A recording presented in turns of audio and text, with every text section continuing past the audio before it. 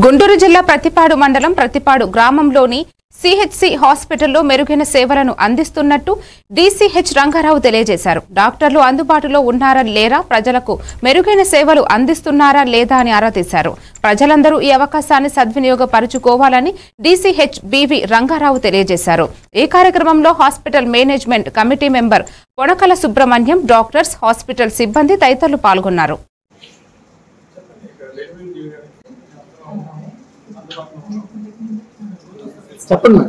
ఇలా కాదండి, ఇప్పుడంతా ఒక ఎంసీహెచ్ టీమ్ అని ఉన్నారు.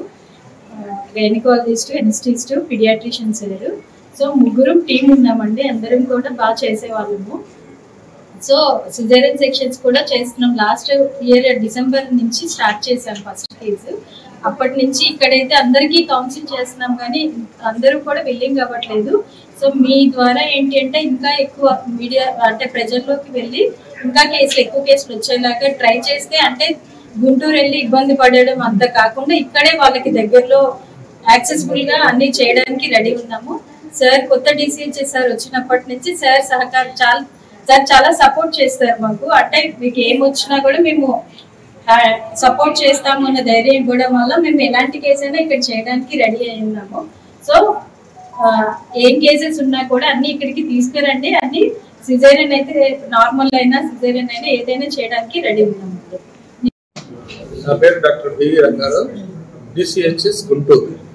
నేను 3 months బ్యాక్ ఇక్కడ ఛార్జ్ తీసుకున్నాను. తర్వాత ఫస్ట్ రోజు నేను వెళ్ళాను, హాస్పిటల్ చూశాను.